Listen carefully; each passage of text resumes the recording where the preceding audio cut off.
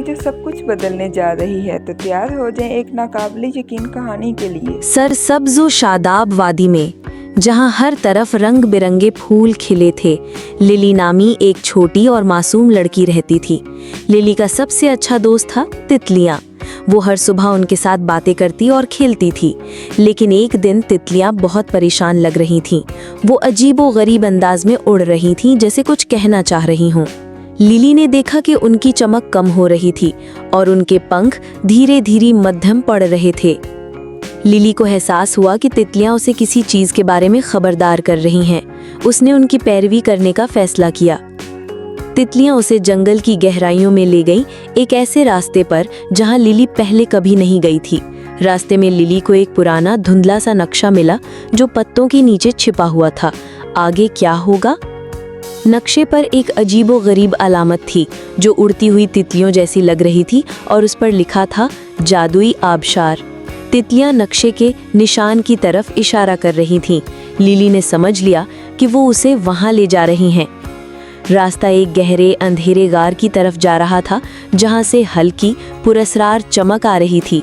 Lily थोड़ी डरी, लेकिन तितलियों के लिए उसे हिम्मत करनी पड़ी। उसने अंदर कदम रखा।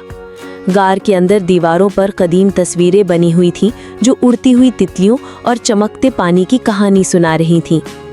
तितलियां अब चमकने लगी थीं, जैसे गार की रोशनी से उन्हें ताकत मिल रही हो।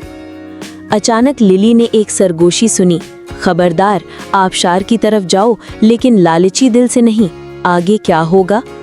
इस सरगोशी ने लिली को थोड़ा परेशान किया, लेकिन उसने फैसला किया कि वो नेकी से काम लेगी।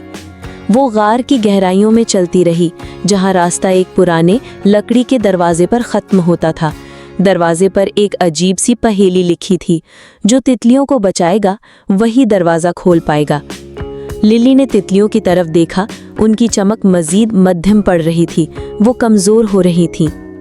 लिली को एहसास हुआ कि उन्हें बचाने का वाहिद तरीका उस जादुई आबशार तक पहुंचना है। उसने हिम्मत की और दरवाजे पर हाथ रखा, तितलियों के बारे में सोचते हुए जो उसकी दोस्त थीं। आगे क्या होगा? दरवाजा आहिस्ता से खुल गया। अंदर से एक नर्म रोशनी की लहर निकली। लिली ने अंदर कदम रखा और उसकी आंखें हैरत से खुल गईं। वो एक छुपी हुई जन्नत में थी। एक ऊंचा चमकता हुआ आबशार, उसका पानी खालिस रोशनी की तरह बह रहा था। आबशार के नीचे एक बड़ा क्रिस्टल था जिसे रोशनी निकल रही थी, लेकिन तितलियां अभी भी कमजोर थीं। लिली ने देखा कि उनमें से एक तितली क्रिस्टल की तरफ इशारा कर रही है।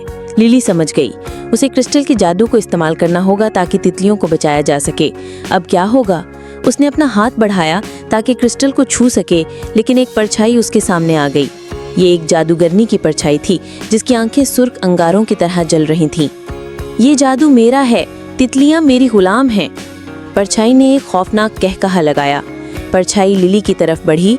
उसका मकसद उसकी नेकी की ताकत को छीनना था। अब क्या होगा? लिली डरी, लेकिन उसे तितलियों की हालत याद आई। उसने अपनी हिम्मत इकट्ठी की। वो भागी और छलांग लगाकर परछाई के ऊपर से गुजरी और क्रिस्टल की तरफ हाथ बढ़ाया।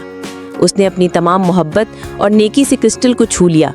एक ताकतवर रोशनी फूटी जिसने परछाई को चौंका दिया और उसे धकेल दिया। परछाई चीखती हुई पीछे हटी। उसका वजूद धीरे धीरे गायब होने लगा। क्रिस्टल की चमक बढ़ गई और उसकी रोशनी तितलियों की तरफ फैली।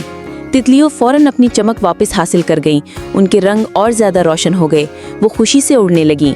लिली ने तितलियों के साथ खुशी से रक्स किया। अब उसका दिल सुकून और इत्मीनान से भर गया था। वो जानती थी कि असल जादू ना तो ताकत में है और ना ही किसी खास चीज में, बल्कि नेकी, हिम्मत और दूसरों की मदद करने में है। और जब भी तितलियां जंगल में उड़ती हैं तो वो लिली की कहानी सुनाती हैं, एक ऐसी लड़की की कहानी जिसने तितलियों को बचाया और छुपे हुए आबशार का राज ढूंढ लिया। तितलियां और छुपा हुआ आबशार की कहानी हमें सिखाती है कि असल बहादुरी, ताकत और खूबसूरती ज़ाहरी तौर पर किसी चीज़ को हासिल करने में नहीं, बल्कि दिल की नेकी, दूसरों की मदद करने के जज्बे और अपनी हिम्मत पर भरोसा करने में है।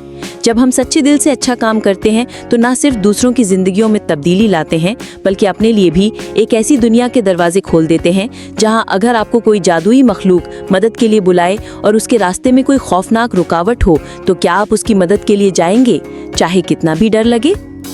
कहानी यहाँ ख़त्म नहीं होती। ऐसे मज़ेदार जादुई किस्से सुनने के लिए सब्सक्राइब करें। फिर मुलाकात होगी ख्वाबों की एक नई परवाज़।